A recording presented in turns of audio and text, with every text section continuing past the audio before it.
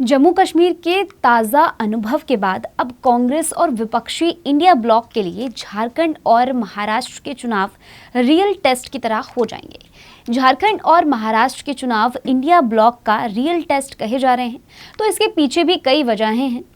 हरियाणा और जम्मू कश्मीर में गठबंधन से अधिक दलों की सीधी फाइट थी। हरियाणा में जहां इंडिया नेशनल लोक दल और जननायक जनता पार्टी के अपने अपने गठबंधन थे, तो वहीं अधिकतर सीटों पर मुकाबला भारतीय जनता पार्टी और कांग्रेस के बीच ही रहा। इसी तरह जम्मू कश्मीर में भी मिजाज एक तरफा ही नजर आया। जम्मू रीजन में जहां बीजेपी भारी रही, तो वहीं घाटी में नेशनल कॉन्फ्रेंस। झारखंड और महाराष्ट्र के चुनाव रियल स्टेट कैसे हैं, चलिए समझने की कोशिश करते हैं आज के इस वीडियो में।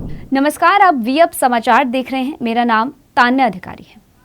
कहा जा रहा है कि इस बार झारखंड और महाराष्ट्र में लोकसभा चुनाव के बाद गठबंधनों की पहली बार फाइट होने वाली है। दरअसल लोकसभा चुनाव के बाद ये पहला मौका होगा जब बीजेपी और कांग्रेस नहीं, एनडीए और विपक्षी इंडिया ब्लॉक के बीच सीधी फाइट होगी। महाराष्ट्र में बीजेपी की अगुवाई वाले गठबंधन में मुख्यमंत्री एकनाथ शिंदे की पार्टी शिवसेना, अजीत पवार की राष्ट्रीयवादी कांग्रेस पार्टी शामिल है। वहीं कांग्रेस के साथ उद्धव ठाकरे और शरद पवार की पार्टियों का गठबंधन है। महाराष्ट्र में एनडीए की ड्राइविंग सीट पर जहां शिंदे की शिवसेना है, तो वहीं झारखंड में जेएमएम यानी झारखंड मुक्ति मोर्चा कर रही है, जिसमें कांग्रेस, आरजेडी और लेफ्ट पार्टियां हैं। इंडिया ब्लॉक के सामने लोकसभा चुनाव के बाद इस पहली बड़ी चुनावी फाइट में जीत के साथ दिल्ली और बिहार चुनाव से पहले जीत का मोमेंट बरकरार रखने की चुनौती है। इस पहली बड़ी चुनावी फाइट में जीत के साथ दिल्ली और बिहार चुनाव से पहले जीत का मोमेंटम बरकरार रखने की चुनौती होगी। हरियाणा में बीजेपी सरकार बनाने में सफल रही थी और अब झारखंड में भी नतीजे एनडीए के पक्ष में आ जाते हैं, तो बिहार चुनाव से पहले ये इंडिया ब्लॉक के लिए झटके की तरह होगा।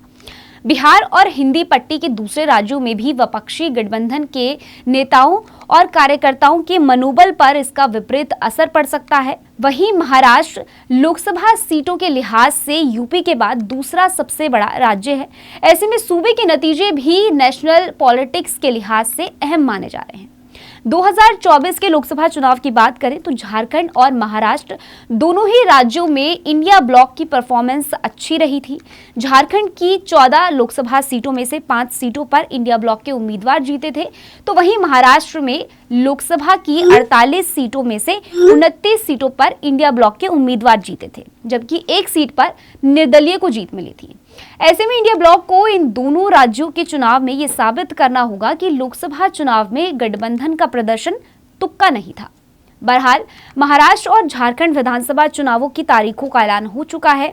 महाराष्ट्र में एक चरण में 20 नवंबर को मतदान होगा और 23 नवंबर को मतगणना के बाद नतीजों की घोषणा होगी। वहीं झारखंड में 2 चरणों में चुनाव होगा। पहले चरण का मतदान 13 नवंबर को होगा और दूसरे चरण का मतदान 20 नवंबर को होगा।